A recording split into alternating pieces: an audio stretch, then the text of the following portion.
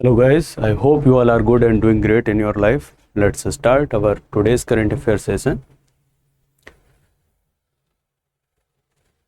पहली न्यूज़ के तौर पे हमसे पूछ रहा है कि किस स्टेट में अभी land snail as a species found किया गया है।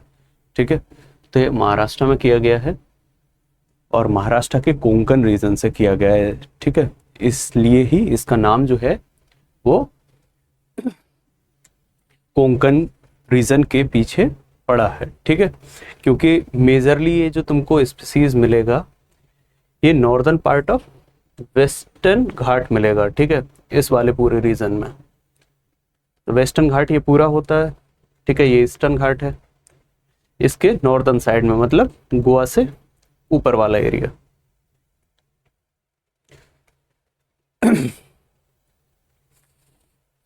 एक रिसर्चर्स की टीम ने इस पूरे स्पीसीज को फाइंड आउट किया है, लैंड स्नेल को। स्नेल मतलब तो पता ही होगा ना, जॉक टाइप रहता है, शीप जिसे बोलते हैं, जैसे घूमा घूमा रहेगा वो। ठीक है, महाराष्ट्र के कोंकण रीजन में मिला है और इसलिए इसका नाम थियोबेल्डियस कोंकनेसिस रखा गया है। ठीक है, नॉर्दर्न पार्ट ऑफ वेस्टर्न घाट में इसका हाईली नंबर में ये मिलते हैं, जिसको रिचनेस बोल सकते हो तुम कि रिचनेस इन नॉर्दर्न वेस्टर्न घाट। ठीक है, नॉर्दर्न पार्ट ऑफ वेस्टर्न घाट। अगले क्वेश्चन में बोल रहा है कि 4th time winner of formula 1 Japanese grand prix 2025। ठीक है, तो ये जीता किसने है? ये जीता है मैक्स वर्स्टैपेन ने। और लगातार ये क्योंकि जीते हैं कॉन्जिक्यूटिवली 2022, 23, 24, 25 4 बार लगातार, इसलिए इम्पोर्टेंट बन जाता है। एज ए क्वेश्चन आने की पॉसिबिलिटी इसकी बढ़ जाती हैं। ठीक है, 2022, 23, 24 और अब 25 वाला भी ये जीते हैं। ठीक है, फिनिश 1.5 सेकंड पहले कर दिया और लोगों से, तो इन्होंने ग्रैंड प्रिक्स जीता। और ये ग्रैंड प्रिक्स था कौन से नंबर का? तो वो है 64th। अगले क्वेश्चन पूछ रहा है सुखविंदर सिंह सुक्खू जो हैं हमारे हिमाचल प्रदेश के सीएम हैं। ठीक है, हिमाचल प्रदेश के कौन है? सीएम हैं। इन्होंने एक पोएट्री कलेक्शन को लॉन्च किया है। ठीक है, नाम क्या है? बुरांस द फ्रेग्रेंस ऑफ वर्ड्स। ठीक है, तो पूछ रहा है कि ये कलेक्शन ऑफ पोएट्रीज है, ये ऑथर किसने किया है, लिखा किसने है, जिसको ये लॉन्च कर रहे हैं। ठीक है, तो वो किया है अनुपमा शर्मा ने। ठीक है, शिमला में पूरा इवेंट चल रहा था जिसके ड्यूरिंग इन्होंने इसको लॉन्च किया है। अनुपमा शर्मा जो है वो इसके ऑथर हैं।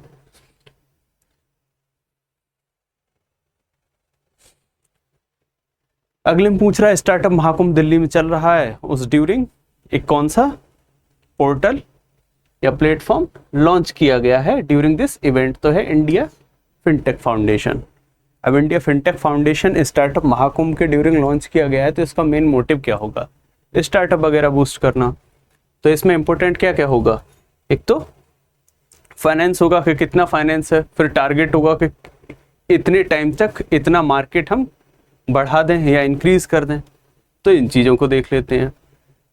इंडियन फिनटेक फाउंडेशन को as a self regulatory organisation launch किया गया है स्टार्टअप महाकुंभ 2025 में। और एनएस विश्वनाथन को क्या किए हैं? अपॉइंट किए हैं एज ए चेयरमैन। ठीक है, अब ये एनएस विश्वनाथन को ने ये farmer deputy chairman deputy governor रह चुके हैं किसके? आरबीआई के, और अभी फिलहाल non executive chairman of axis bank है। ठीक है, टारगेट क्या सेट किए हैं कि मार्केट साइज को 550 बिलियन यूएस डॉलर 2030 तक हम पहुंचा देंगे।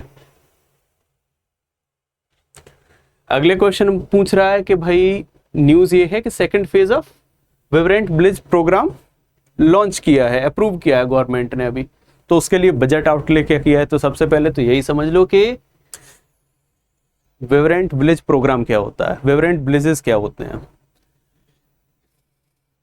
ये एक कंट्री मानो, इसके साइड में या तो अदर कंट्री शुरू हो रहा होगा या लैंड बॉर्डर होगा विद वाटर बॉर्डर, ठीक है। तो वो सारे कंट्री जो इंटरनेशनली लैंड बॉर्डर शेयर कर रहे हैं या इंटरनेशनल बॉर्डर से लगते हैं, ऐसे तो डिस्ट्रिक्ट और उन डिस्ट्रिक्ट्स के विलेज, उनको बोलेंगे विब्रेंट विलेजेस, ठीक है। तो मोस्ट ऑफ द टाइम क्या होता है कि ऐसी लोकेशंस में डेवलपमेंट कम हो पाता है। फॉर एग्जांपल ये सुनो कि ये पूरा एरिया है, ठीक है, राजस्थान वाला ये वाला ले लो, बाघा बॉर्डर लगता है। पंजाब वाला ले लो तुम, बाघा बॉर्डर लगता है पंजाब के रीजन में। राजस्थान में ले लो, इधर लगेगा। कच्छ वाला ले लो, गुजरात वाला एरिया, यहाँ पर बॉर्डर्स लगते हैं। तो यहाँ पर क्या है, आर्मी डिप्लॉयड रहती है। अब आर्मी डिप्लॉयड है तो आर्मी का ट्रूप वगैरह जाने के लिए चीज़ें क्लियर चाहिए कि भाई इजीली पहुँच जाए। अगर फॉर वगैरह हो जाए तो वो एरिया लोकेशन जो है वो इतना स्पेस में रहनी चाहिए कि आराम से ट्रक वगैरह वहाँ तक जाए, ठीक है। तो ऐसे में क्या होता है कि जो विलेज वाले हैं, ये पूरी एरिया है, यहाँ पे ना तो इंडस्ट्री आ सकती, ना तुम्हारे कोई इस तरह के मॉल वगैरह खोले जा सकते हैं, ना इस तरह की फंक्शनिंग हो सकती है कि मेजरली कोई प्रोजेक्ट वहाँ पे डाल दिया, जैसे सोलर प्लांट वगैरह डाल दिए, ये सब चीज़ें भी नहीं हो सकती हैं। तो ऐसे एरिया में क्या होता है कि भाई डेवलपमेंट ना के बराबर रह पाता है, ठीक है। तो इस तरह के जो विलेजेस हैं, इस विलेज हैं, टाउन्स हैं, जो भी हैं, यहाँ पे रह तो इंडिया की ही पॉपुलेशन रही है ना, रह तो हम ही लोग रहे हैं ना। तो उनके डेवलपमेंट का भी जो दायित्व है, जो उनके डेवलपमेंट करने की रेस्पॉन्सिबिलिटी है, वो किस पे है, इंडियन गवर्नमेंट पे है। तो उन लोगों के डेवलपमेंट करने के लिए विब्रेंट विलेज प्रोग्राम गवर्नमेंट ने लॉन्च किए हैं। अब उसका सेकंड फेज आया है, ठीक है। तो हमने समझ लिया विब्रेंट विलेजेस क्या होते हैं, और आउटले कितना दिए हैं, 6,839 करोड़, ठीक है। जिन चीजों की हमने बात की थी वो यहां पे है।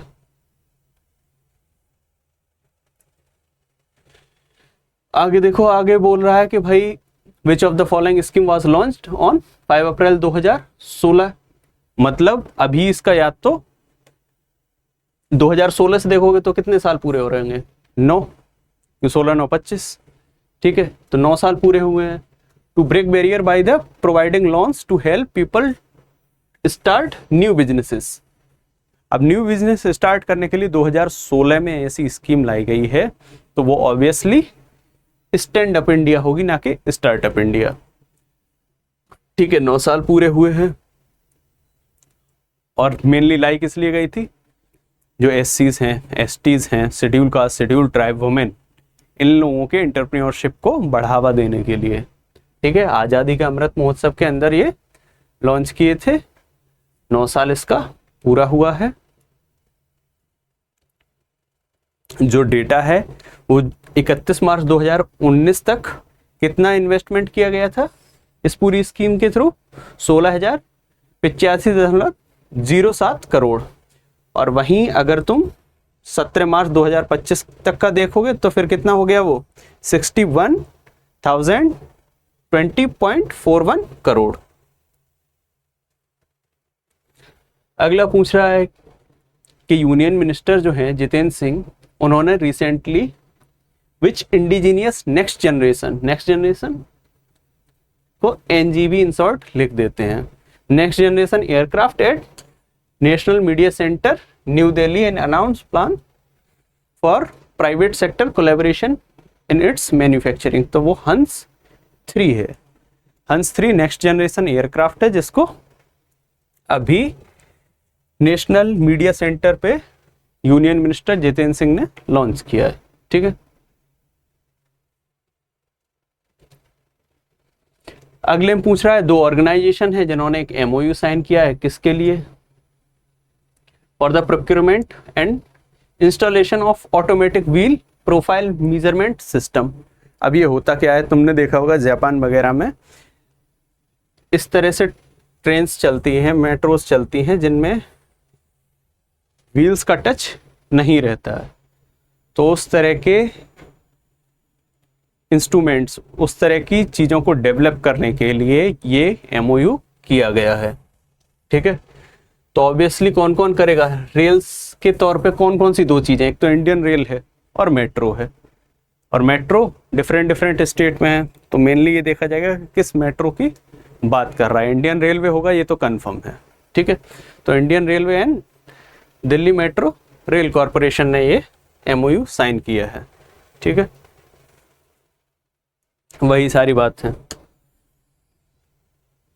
ठीक है। Non contact measurement of train wheel profile.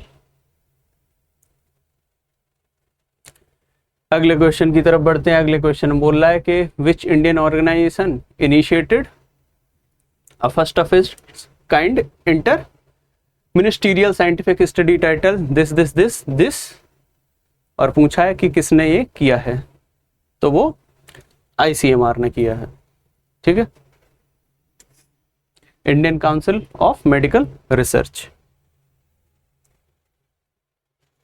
आज के करंट अफेयर के सेशन में हमने जिन पॉइंट्स को कवर किया है वो सारे इंपॉर्टेंट हैं। हमेशा ही हम सारे इंपॉर्टेंट जो डे के होते हैं उनको कवर करते हैं। Thank you very much for today session. Stay happy and healthy, हमारे साथ ऐसे ही बने रहिए। और अगर कोई भी प्रॉब्लम लगता है तुमको कि इस तरह की कोई प्रॉब्लम तुम फेस कर रहे हो तो बता दिया करो। एक दो लोग बता भी रहे हैं और उनकी प्रॉब्लम भी सॉल्व तुरंत के तुरंत कर दी जा रही है, क्योंकि नंबर ऑफ प्रॉब्लम कम ही अभी आ रहे हैं, ठीक है। जब ज़्यादा होगी तो टाइम लगेगा, कम लोग हैं, एक दो आती हैं तो तुरंत के तुरंत रिजॉल्व भी हो जाती हैं, ठीक है। तो इस तरह से हमारे साथ सेशंस में बने रहिए। Stay happy and healthy. Thank you very much for today's session.